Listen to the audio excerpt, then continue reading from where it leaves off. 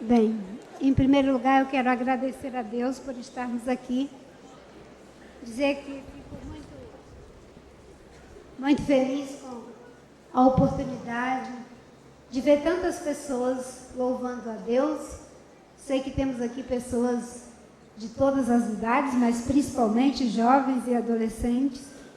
E eu sei que o coração do nosso Deus está bastante alegre pelo que está acontecendo aqui. Estamos fazendo do nosso coração um altar. Quero agradecer de um modo especial ao pastor Robson por esta oportunidade, esse convite. Querido amigo pastor Levi, queridos pastores Ed Renê e pastora Silvia Regina. Quero dizer que estou muito feliz pela oportunidade de ter ouvido aqui o louvor na voz, no coração, na alma do Leonardo Gonçalves. Nós gostamos muito do trabalho que ele faz para o nosso Deus e quero também cumprimentar o nosso irmão André Saldiba. Muito obrigada por essa oportunidade. Eu, quando recebi o convite para participar desse encontro que tem um nome muito sugestivo, Casa de Vidro, eu fiquei pensando, né? Que mensagem que eu posso levar dentro desse espírito de que a verdade, a beleza, tudo aquilo que é belo, que foi criado por nosso Deus e toda a plenitude do que Ele criou, está em toda parte, sobretudo na parte em que Ele quer. E muitas vezes nós queremos colocar cercas, e principalmente para reter para nós aquilo que Deus, por sua graça, distribui a todos aqueles que assim lhe aprove distribuir. Eu resolvi compartilhar em primeiro lugar com vocês um pouco do meu testemunho. Eu sei que muita gente já conhece a minha história, mas muito rapidamente, eu nasci e me criei no meio da floresta amazônica. A minha palafita, onde morava, ficava a 11 horas de distância da margem do rio, aonde se pegava um barco para ir para a cidade, mais ou menos 2 dias e meio no período que o rio estava baixo. Meu pai, um dia, em função de uma leishmaniose que eu peguei, e é uma doença terrível, porque ela pode destruir o rosto de uma pessoa em menos de 15 dias, andou 22 horas no mesmo dia para comprar um remédio para que eu pudesse tomar umas injeções. Então, ali não tinha escola, ali não tinha padre, não tinha juiz, não tinha delegado, não tinha professor, não tinha médico, éramos nós, Deus e a floresta. E dali tirávamos o nosso sustento, comprando apenas algumas coisas essenciais que vinha da Casa Aviadora, que trazia isso de Manaus e de Belém, mas que vinha da Europa em navios durante um determinado período. Foi assim que eu vivi até os 16 anos de idade. Com 16 anos de idade, fui para a cidade, ainda era analfabeta, fiz o Mobral, Educação Integrada, que equivalia ao primário antigamente, o ensino fundamental e o supletivo do 1º e 2º grau, e depois consegui fazer uma faculdade, passando em 18º lugar para o curso de História. Aquela menina que nasceu no meio da floresta era ainda analfabeta, né, no conhecimento do mundo moderno, da ciência, dos postulados denotativos de certo ou errado, ainda não tinha sequer o letramento básico de absolutamente nada, mas eu costumo brincar que com 16 anos eu já era PhD em saber narrativo. A diferença do saber narrativo para o saber, não é, dos postulados denotativos de certo ou errado, é que no saber narrativo a gente aprende por experiência intergeracional de milhares e milhares de anos, é também uma forma de conhecimento e ciência, E é aquilo que a Bíblia diz, não é? Ter ouvidos para ouvir e compreender, olhos para ver e perceber. Porque a gente às vezes não tem a teoria, mas a gente sabe fazer, a gente sabe perceber e principalmente a gente sabe escutar. Quando se juntou essas duas coisas, o conhecimento do letramento moderno e o saber tradicional, me ajudou e me ajudou muito. Mas uma das coisas que eu tive que aprender ainda muito jovem foi, eu tinha um sonho, queria ser freira, minha avó era católica, me deu os rudimentos do cristianismo num catecismo, que só tinha figuras da Capela Sistina, e eu via ali do Gênesis ao Apocalipse sem ter uma palavra escrita. Mas foi ali que eu me alfabetizei, biblicamente falando, com minha avózinha. E foi graças a esses rudimentos que ela plantou em mim o desejo de servir a Deus. E eu achava que a forma de fazer isso era me recolhendo num convento. Então, quando eu fiquei muito doente no meio da floresta, eu decidi que eu ia para a cidade cuidar da saúde e iria estudar, porque sempre que eu dizia que eu queria ser freira, minha avó dizia que freira não podia ser analfabeta. Então, fui para a cidade para estudar. Mas eu acabei depois, não tenho tempo de falar sobre isso, não é? Não seguindo digamos, a vocação religiosa do ponto de vista de ser uma freira, mas mantive a ideia de servir a Deus aonde quer que eu estivesse, em qualquer que fosse a minha atividade. Mas foi tudo muito duro. Uma das primeiras coisas que eu tive que enfrentar foi o preconceito. E hoje a gente está vivendo um tempo em que parece que a gente alimenta e se alimenta de preconceitos. Falamos de coisas que não conhecemos, com ideias, conceitos não embasados na realidade, porque são conceitos prévios que dispensam o embate e a aferição da realidade. E aqui que temos muitos jovens, uma das coisas que a gente tem que pensar muito é não deixar se contaminar pelo preconceito. É preciso ouvir e compreender, ver e perceber. E uma das primeiras coisas que eu me deparei foi quando eu fui fazer a minha carteira de identidade. Eu me dirigi ao órgão público que fazia a identidade, na época eu tinha 16 para 17 anos, e quando eu cheguei para fazer o documento, a moça que estava, a senhora que estava fazendo o trabalho, quando ela pediu para que eu me identificasse, eu falei o meu nome, Maria Osmarina, todo mundo me chama de Marina, mas é Osmarina. E Maria Osmarina e tal, pai, mãe, etc. E aonde você nasceu? E eu disse, eu nasci no Seringal Bagaço. Ela disse, é melhor você dizer que nasceu em Rio Branco. Eu digo, mas eu nasci no Bagaço, no Seringal Bagaço, meu pai é seringueiro. Não, minha filha, não bote isso no seu documento, que isso é muito feio. E eu insisti com ela que eu queria que colocasse que meu pai era seringueiro, que eu havia nascido no Seringal Bagaço e que eu era seringueira. Para vocês terem uma ideia, o seringueiro só não era mais vítima de preconceito do que os índios. Os índios sofriam muito mais preconceito. Mas, para quem morava no meio da floresta, não sei se é possível colocar ali uma imagem, numa palafita, que é uma casinha de palha, feita geralmente com palha de jaci, ou de uricuri, ou palha, enfim, de outros materiais, às vezes pode ser de buriti, mas nesse caso, a palafita que eu morava com a minha avó era igualzinha àquela. Exatamente, porque eu não morava na casa do meu pai, que ficava uns 15 minutos de uma casinha como aquela. Para quem morava nessa situação, vivendo da floresta, extraindo látex, num regime de semi-escravidão, era tratado com muito preconceito, com muita exploração. Mas eu insisti que eu queria que a minha identidade, aos 16 anos, ficasse como seringueira.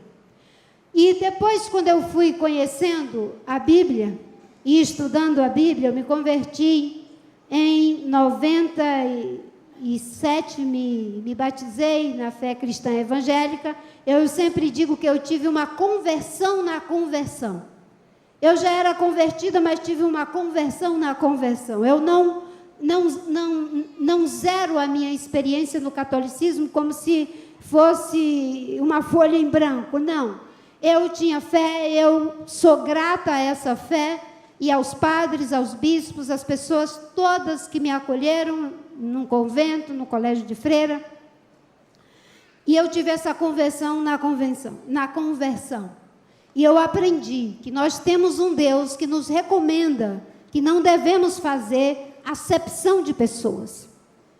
Porque se nós fazemos acepção de pessoas, seja de índios, de negros, de seringueiros, de ricos, de pobres, de homens, de mulheres, de héteros ou de gays, de quem quer que seja, nós não estamos em conformidade com a vontade de Deus. Porque Ele, que é Deus, nos diz que Ele é um Deus que não faz acepção de pessoas. E nós ousamos fazer acepção de pessoas, não é? Então você é julgado não por aquilo que você é, mas por aquilo que você aparenta ser. Uma outra situação de preconceito que eu tive que enfrentar foi em uma circunstância aonde uma família discutia um problema, já tinha 17 anos, e alguém disse: não fale isso diante da Marina, falando coisas íntimas da família. E uma das pessoas falou: não tem problema, essa daí é abestada. Tenho certeza que ela não está entendendo sequer o que nós estamos dizendo. Porque eu era uma menina pobre, filha de seringueiro, seringueira, negra, de origem humilde. Mas eu estava entendendo muito bem. E eu sei que as pessoas é que não estavam entendendo sequer o que estavam dizendo, porque talvez não tivessem esse conhecimento que aqui temos, de que não se deve julgar as pessoas pela aparência, mas deve-se olhar, como disse Deus para o profeta que foi ungir um rei para o seu povo, de que ele não via a aparência, ele via o coração. Então, lá naquela casinha no meio do mato, eu aprendi muitas coisas com a minha vozinha que eu trago até hoje.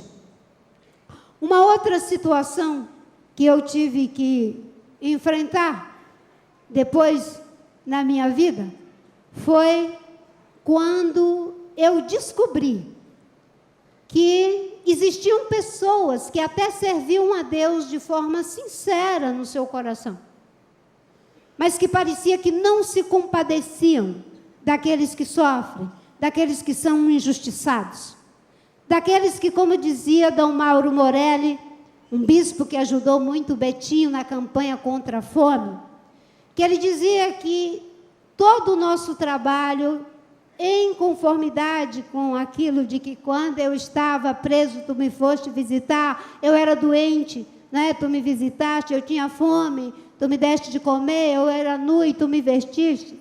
Eu sei que o nosso Deus, o que Ele quer é que tenhamos essa capacidade de ter um coração que se compadece.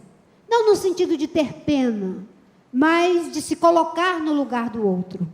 E eu nunca me esqueço que aos 17 anos, aí eu já estava morando no convento, e eu me lembro que naquela oportunidade era o conflito entre os grandes fazendeiros que hoje destroem a Amazônia, que estavam comprando os seringais que haviam falido e que estava cheio de gente dentro desde a Segunda Guerra Mundial. E as pessoas iam do sul e do sudeste, compravam aqueles seringais, com pessoas dentro, expulsavam, queimavam suas terras, tinham muitos assassinatos. É aí que surge a figura do líder seringueiro, Chico Mendes. E no convento onde eu morava, tinha 2 freiras da Teologia da Libertação que se compadeciam.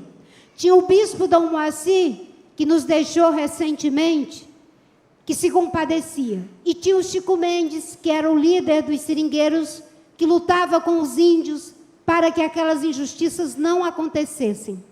E todos esses eram taxados pela maioria de serem comunistas, de que eles não eram de Deus, de que eles eram do coisa ruim. E eu, que era filha de seringueiro, que sabia que meus amigos, que a minha família estava sendo expulsa, de que muita gente estava sendo assassinada e de que era injusto que uma terra que era pública fosse vendida para particulares e deixando entregue à própria sorte, sem nenhum lugar para onde ir, aquelas pessoas que foram para a Amazônia como esforço de guerra e como a empresa extrativista havia falido, agora elas não serviam mais para nada. E eu me entristecia. Eu pensava, por que que os que estão do lado dos fazendeiros injustos, que estão destruindo a mata, expulsando os índios, seringueiros, prejudicando a floresta e a sua biodiversidade? Eu não tinha esses conceitos à época, mas eu reduzia tudo na mata, que eu amava muito. Por que que eles são de Deus? E por que que aqueles que nos defendem são comunistas, são do coisa ruim? E eu não conseguia fazer nenhuma associação daquilo que era dito e o Sermão do Monte. Não conseguia ver nada disso nas bem-aventuranças. Então, uma das experiências que eu tive foi de ver como é fundamental que a gente possa traduzir o amor que professamos com a boca em atitudes práticas. Eu tinha fome e você me deu de comer. E eu tinha sede e você me deu de beber. Eu era um injustiçado e você lutou para que eu tivesse justiça. E que quando fazemos isso, a um desses pequeninos, é a Jesus que estamos fazendo. Ele nunca disse, quando você socorrer uma pessoa que está bem de vida, com muita saúde, em liberdade, em pleno gozo de tudo aquilo que um ser humano tem direito para viver em abundância, foi a mim que você fez. Ele diz, aqueles que estão privados daquilo que é mais elementar da sua dignidade, quando você faz isso, é a mim que você está fazendo. Talvez por identidade. Porque para nos salvar, Jesus Cristo teve que ser privado daquilo que era essencial para ele, que era a condição de Deus com o Pai e o Espírito Santo, e se transformar em homem, vir aqui para habitar entre nós. Mesmo sendo 100% Deus, 100% homem, tendo que conviver com as agruras de ser também homem e de não agradar a todos. Então, ele exige de nós essa reciprocidade. E eu aprendi isso. E no livro de Provérbios, quando diz, abre a tua boca a favor do pobre, do necessitado, julga retamente, eu vejo que não é um pedido, por favor, faça alguma coisa, não. É abre, é impositivo, você tem que fazer. Aprendi isso e fiquei muito feliz quando eu pude ver que os textos bíblicos, eles cuidam para que não se tenha preconceito contra ninguém. Não se faça acepção de pessoas. E ele cuida para que haja justiça social, justiça econômica, justiça cultural, justiça em termos de educação, de tudo para que se tenha vida e vida em abundante. Porque, afinal de contas, nem só de pão vive o homem, mas de toda a palavra de Deus, mas também de tudo aquilo que nos dá condições para viver em plenitude. Eu fiquei ouvindo, não é? Como a música aqui era maravilhosa, tudo, não é? A voz, o cantor, a poesia, os instrumentos, as pessoas cantando e aplaudindo, tudo compunha harmonicamente esse louvor a Deus. Porque Deus, Ele é dono de toda a plenitude, de tudo aquilo que pode louvá-lo. E Ele quer que a gente o louve também com esse compromisso. E Ele mesmo é que nos diz, não é? De que devemos julgar retamente. Salomão não entrou para a história como o homem mais sábio do seu tempo e de quase todos os tempos? Porque ele fez o julgamento de um príncipe, o julgamento de um fazendeiro, o julgamento de um sacerdote, um julgamento de alguém que era importante para o seu povo. Ele entrou para a história como o homem mais sábio, porque ele fez o julgamento de 2 mulheres, pobres, prostitutas, e que levaram e conseguiram levar o seu caso, passar na frente de todos os bacanas e ser atendidas pelo rei. E aí vem a decisão de Salomão, com a espada e a criança, partir no meio. Vocês conhecem a história. Mas o que o consagrou como o homem mais sábio, foi porque ele cumpriu o preceito. Abre a tua boca a favor do pobre, do necessitado, julga retamente. Veja que Deus não joga a palavra fora, não é? Ele diz algo e esse algo é realizado através de um dos seus que tem a oportunidade de fazê-lo. E todos nós temos oportunidade de fazer isso. Um outro momento importante da minha vida foi quando, além de me insurgir contra as injustiças sociais, aí eu já estou com 26 anos para 27 anos, essa pessoa da frente aí sou eu, isso se chama empate. E era exatamente para expulsar os fazendeiros que tinham a proteção da polícia e da justiça, para tirar os seringueiros de suas colocações, de suas palafitas e entregá-los à própria sorte nas periferias das cidades, sem saber para onde ir, analfabetos, sem nenhum meio de vida. Esses empates foram criados pelo líder seringueiro Chico Mendes, que foi uma pessoa muito importante na minha vida, e eu participei de vários deles, me insurgindo contra as injustiças sociais. E um terceiro momento, eu estou fazendo em uma ordem inversa. Primeiro, me insurgindo contra o preconceito, depois contra as injustiças sociais, é um testemunho comentado à luz da Bíblia. Mas tem um outro momento, e eu era ainda pré-adolescente. Foi quando surgiu, acho que dentro de mim, e marcou para sempre, porque eu sempre tive muito amor pela floresta, pela natureza, né? Meu pai era seringueiro, meu tio era mateiro, minha avó era parteira tradicional. Então, eu fui criado por idosos, por pessoas muito sábias da floresta, uma criança no meio de vários idosos. E quando eu era pré-adolescente, minha mãe queria fazer uma cama. E queria que essa cama fosse feita de cedro. E meu pai teria que tirar uma árvore. Os seringueiros, eles não impactam a floresta, nem os índios, só tiram o que é necessário. A gente tinha uma roça de subsistência que geralmente era feita num lugarzinho onde tivesse menos árvores, seringueiras, castanheiras, árvores nobres.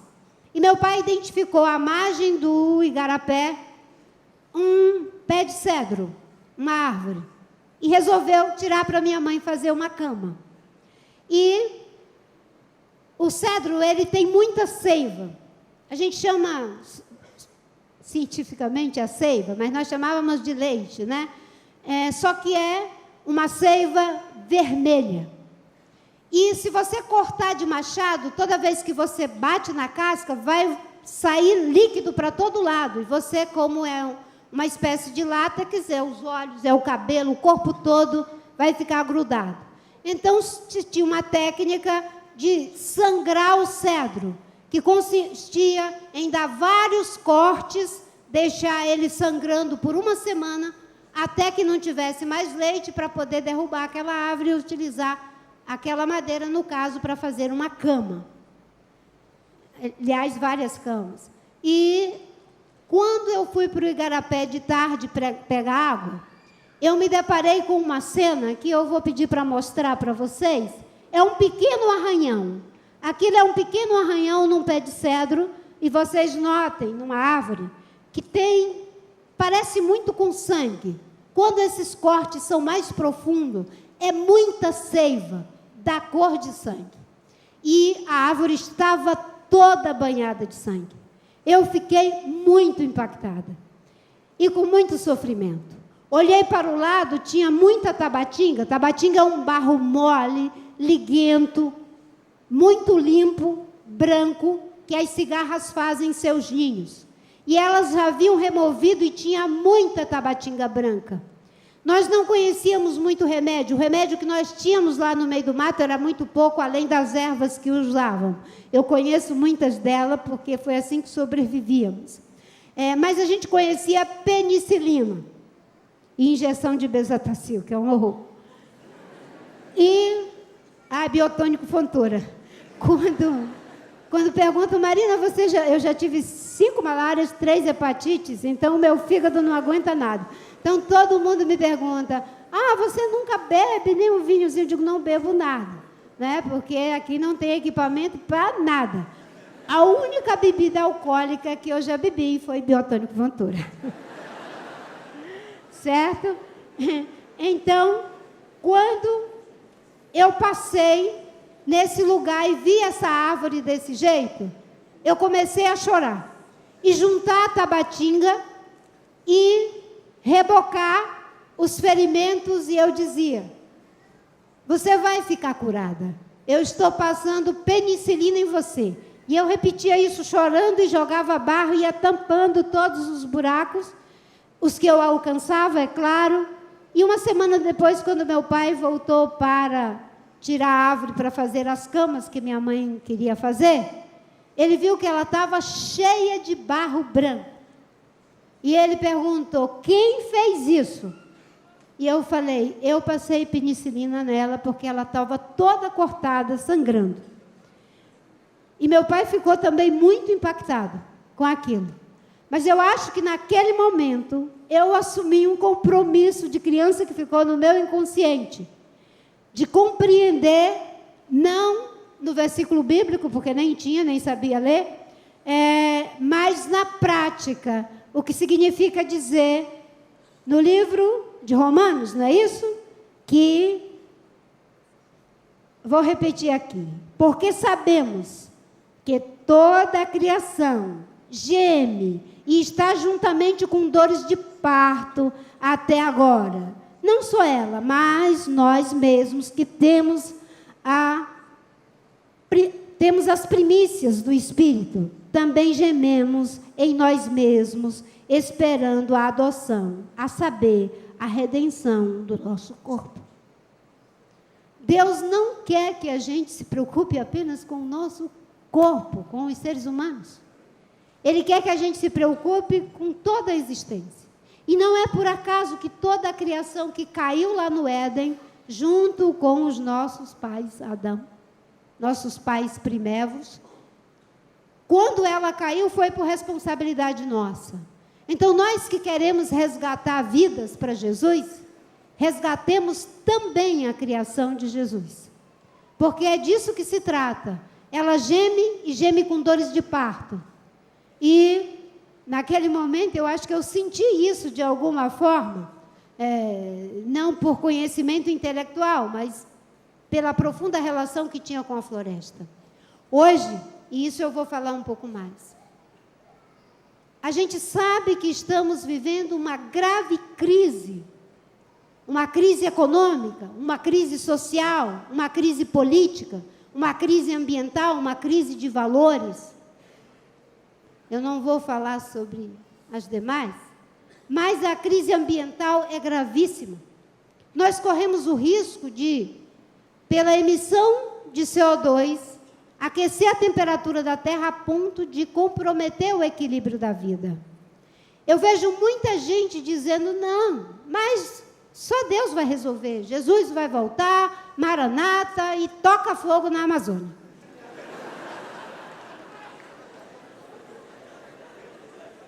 Olha, quando ele voltar, eu não quero que a gente esteja do lado daqueles que desrespeitaram a criação. Porque o salmista Davi diz, Deus habita nos altos céus, mas a terra deu-a de presente aos filhos do homem para morar.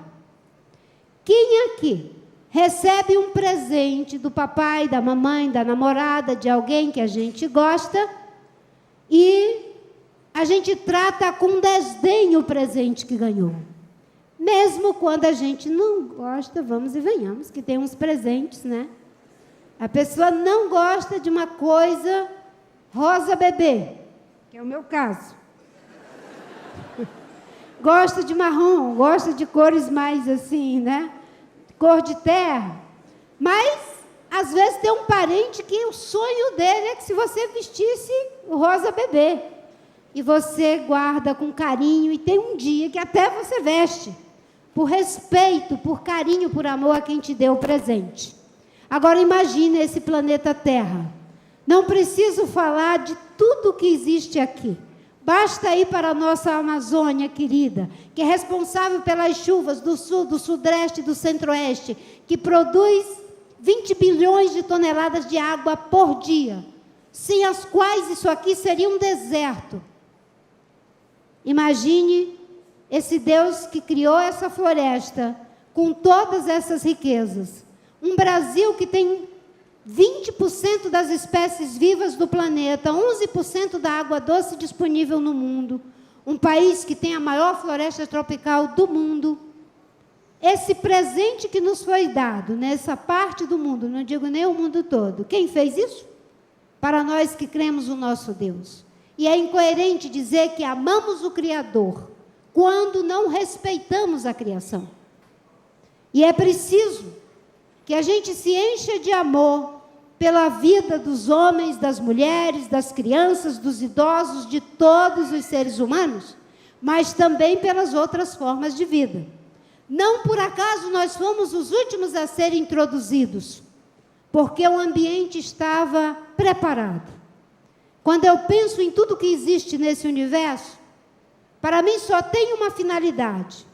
A forma como a Lua, os planetas estão alinhados, as estrelas, tudo, as bactérias, o ar que a gente respira, toda essa complexidade incompreensível, só tem um sentido: equilibrar e sustentar a vida, não só a vida humana, mas a vida.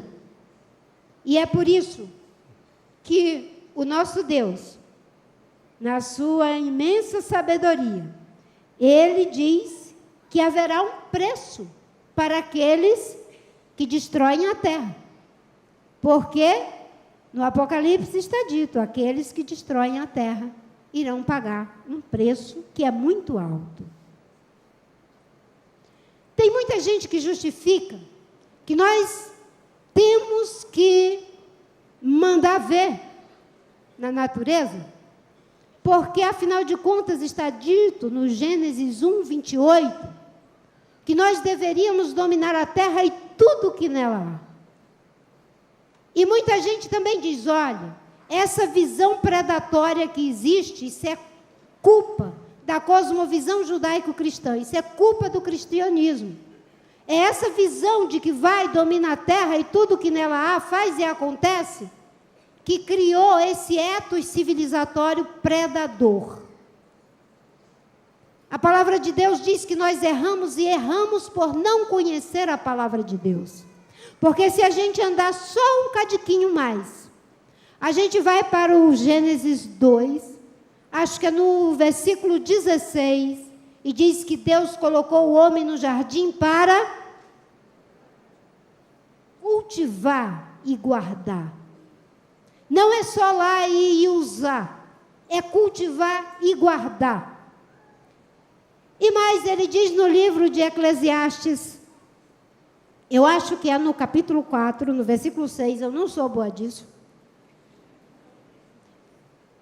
que é melhor uma mão cheia com descanso do que as duas mãos cheias com muito trabalho e aflição de espírito. É melhor uma mão cheia com descanso do que as duas com muito trabalho e aflição de espírito.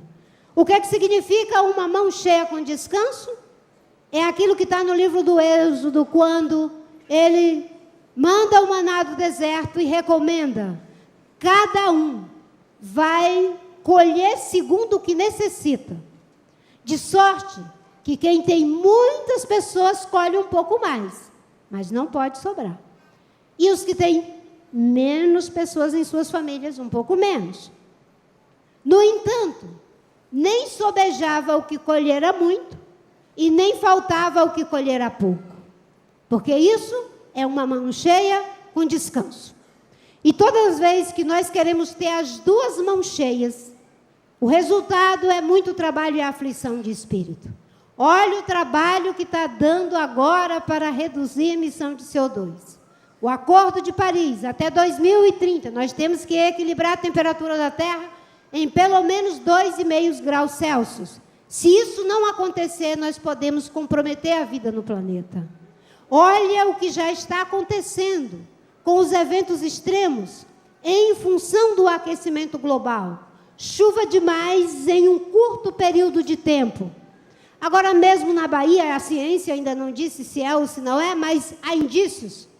Chove torrencialmente durante 5 dias seguidos. E olha o que aconteceu. Isso está acontecendo no mundo inteiro. Chuvas acontecendo em grande quantidade num período curto. E não há como administrar uma situação como essas. Ou períodos longos de escassez, aumentando o deserto. Isso porque a gente às vezes quer ter as duas mãos cheias, com muito trabalho e aflição de espírito. Só que a aflição de espírito geralmente é para os que são mais pobres, como dizia D. Mauro Morelli. Para os que não têm, para os que não podem, para os que não sabem. Porque os que podem, sabem e têm, às vezes são levados por esse espírito de duas mãos cheias.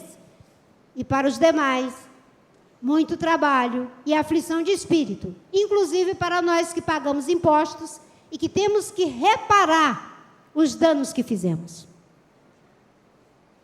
Eu quero concluir dizendo o seguinte. Eu não tenho uma formulação acadêmica sobre sustentabilidade. Eu não tenho um curso de teologia para fazer. Não, eu falo de vivência, de experiência. E eu acho que esse mundo está nos convidando a ter experiências vivenciais de cuidado uns com os outros, de cuidado com a gente mesmo e de cuidado com a criação. O novo mundo que precisa ser construído para que a gente possa melhorar o sofrimento aqui na Terra. E não adianta esse negócio de maranata, porque vai se acabar, não vou fazer nada. Porque você pode muito bem ser pego como aquele mordomo infiel, em que o Senhor chega e você não está nem aí para o gemido da natureza. Você não está nem aí para o irmão que está faminto. Você não está nem aí para as injustiças. E também você não está nem aí para o que é belo, para o que é maravilhoso, para viver em plenitude. Inclusive, a arte que louvou o nosso Deus aqui. Eu costumo dizer que a gente tem muitas formas de louvar e amar a Deus, e cada um de nós aqui tem um chamado para fazer isso. De alguma forma, eu entendo que tenho procurado fazer a minha parte. Mas a luta em defesa do meio ambiente é uma luta integradora, inclusiva. Não é de direita, não é de esquerda, não é de centro. Não é de assembleiano, nem de batista, nem de católico, nem de espírita. É de seres humanos. Espíritas precisam de água potável. Batistas também. Empresários precisam de ar puro. Trabalhadores também. Gente de esquerda precisa de terra fértil. Gente de direita também. A luta em defesa da sustentabilidade é o espaço onde se realiza aquele ensinamento bíblico que diz que o lobo dormirá com o cordeiro e assim por diante. Porque o cordeiro precisa de água potável, o lobo também. E a mesma coisa para o que já mencionei. Quando a gente pensa na nossa casa comum, é o lugar aonde nós podemos exercitar o amor pelo nosso Deus, o amor pelas outras pessoas, pelas outras formas de existência, no respeito pela criação. E isso é um dom maravilhoso que a gente vai despertando para ele. Eu quero concluir dizendo que se passaram, acho que foi 42 gerações, de Adão a Davi. Tomara que eu esteja certo. 42 gerações. Mas ao chegar às 42 gerações, o poeta, com beleza, ele diz: os céus são os céus do Senhor, mas a terra deu ele ao Filho dos homens para morar. É belo ver esse reconhecimento poético da força de alguém que reconhece que Deus nos deu um maravilhoso presente. E um Deus que se esforça e não tem preconceito com a sua criação. Muitas vezes as pessoas dizem, não, quando eu era ministra, né? É a ministra dos bagres, é a ministra das borboletas, era tanta coisa. E às vezes a minha equipe ficava ofendida, poxa vida, mas eles têm sempre que caricaturar você com essas coisas estereotipadas, né? E eu ficava pensando, mas quem sou eu? Se Deus, onipotente, onisciente, onipresente, Ele diz, ó Jerusalém, quantas vezes eu não quis como uma galinha. E Deus se compara com uma galinha. Quem sou eu para não querer ser comparado a um bagre? Certo?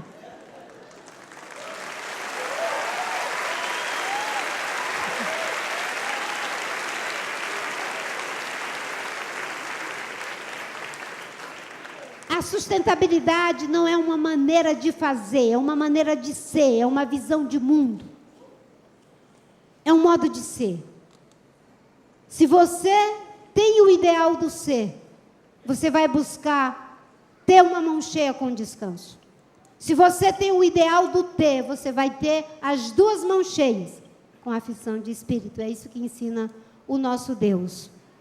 E esse compromisso é generoso, é includente, é para todas as pessoas.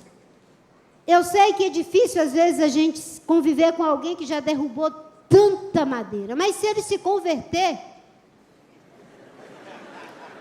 e parar de derrubar, seja bem-vindo. Não vamos ficar jogando, mas esse aí já derrubou tantas embuias. Porque a gente tem essa tendência. Mas vamos aprender com o nosso Deus, que aqueles que começaram o trabalho, bem pela manhã, receberam um salário. Os que começaram ao meio-dia, o mesmo salário. E os que começaram já no finalzinho da tarde, o mesmo salário. Porque você é importante no trabalho de olhar para essa criação, que geme com dores de parto, esperando igualmente ser resgatada. E nós devemos fazer missões para pessoas, mas missões também para o cuidado com os animais, com a floresta, com a biodiversidade, com os rios.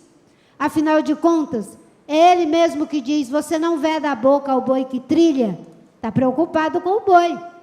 É o próprio Deus que diz que quando a gente achar uma ave com os filhotinhos, a gente não deve matar a mãe com os filhotes. Deus nos ensina a ser ambientalistas, Deus nos ensina a fazer justiça social. Renda mínima quem criou não foi o Suplicy. Quando você for colher a tua seara, não colhe os cantos. Aquilo que caiu da tua mão ou da tua carroça, seja do que for, não junta, deixa para o pobre e para o necessitado. Não sacode a oliveira duas vezes, deixa para o pobre e para o necessitado. Isso era a renda mínima daquela época. Quem quiser ser preconceituoso, seja por sua conta, porque o nosso Deus nos ensina a não fazer acepção de pessoas, quando Ele diz pela boca do apóstolo Paulo. E nisso, é Paulo? Na carta aos Gálatas? Depois o Ed René me corrige, o Levi. E nisso, não há judeu nem grego, não há servo nem senhor, não há macho nem fêmea, porque todos são um em Cristo Jesus. Glória a Deus.